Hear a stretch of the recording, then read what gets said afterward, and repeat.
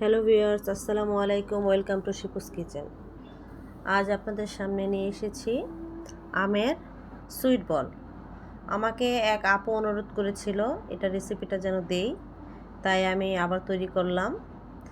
এর জন্য আমি 3টা আম নিয়ে নিয়েছি। দেখেন, আমগুলো ভালো করে ধুয়ে এখন আমি এগুলোর খোসা ছাড়িয়ে নেব। আমি আমগুলোর খোসা ছাড়িয়ে নিচ্ছি। আমার এই ভিডিওটা যদি আপনাদের ভালো লাগে তাহলে অবশ্যই আমার চ্যানেলটিতে আপনারা সাবস্ক্রাইব করবেন, লাইক, কমেন্ট, শেয়ার করবেন। এখন আমি আমের এই খোসাগুলো ছাড়িয়ে নিচ্ছি ভালো করে। আমি 3টা আমের এই খোসা ছাড়িয়ে নিব। তারপর এটাকে আমি ভালো করে কুচি করে নেব। দেখেন, আমি খোসাগুলো ছাড়িয়ে নিয়েছি এবং ধুয়ে তারপর এগুলোকে আমি এভাবে কুচি কুচি করে নেব। আপনারা ইচ্ছা করলে এভাবে না করে বড় বড় করে কেটে সিদ্ধ করলেও পারবেন।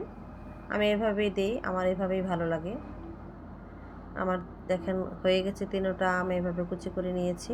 এখন আমি একটা প্যান গরম করে 1 কাপ তেল দিয়ে দেব, সরিষার তেল। আমি এখন 1 কাপ সরিষার তেল দিয়ে দিয়েছি এবং এখানে পরিমাণ মতো পাঁচফোড়ন, 1 চামচ পাঁচফোড়ন দিয়েছি। আর অল্প একটু দিয়েছিলাম হচ্ছে মরিচের গুঁড়ো। আপনারা মরিচের গুঁড়ো না দিলেও পারেন, কেউ যদি ঝালটা পছন্দ না করেন। অনেকে হয়তো পুরোটাই মিষ্টি পছন্দ করে।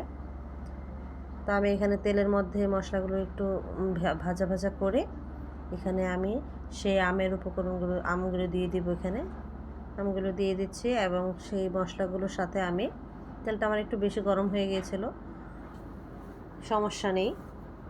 এগুলোকে ভালো করে আমি এখন মিশ্রণগুলোর সাথে আমটাকে ভালো করে এখন আমি মিশিয়ে নিব সেই তেলের আর মশলার মিশ্রণের সাথে। এখানে আমি 1 কাপ পরিমাণে চিনি দিয়েছি।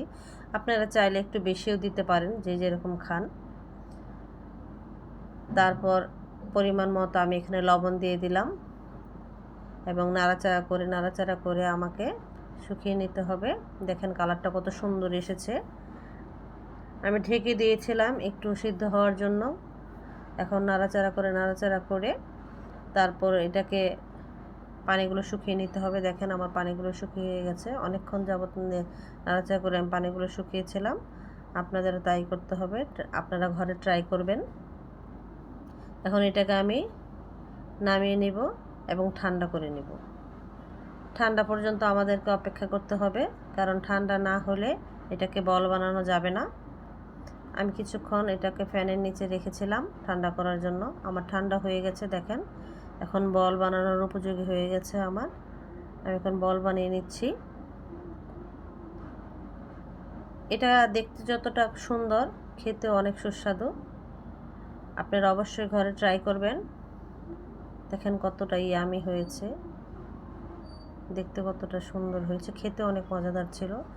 অবশ্যই আমার নতুন ভিডিও দেখার জন্য আমন্ত্রণ রইল। বাই।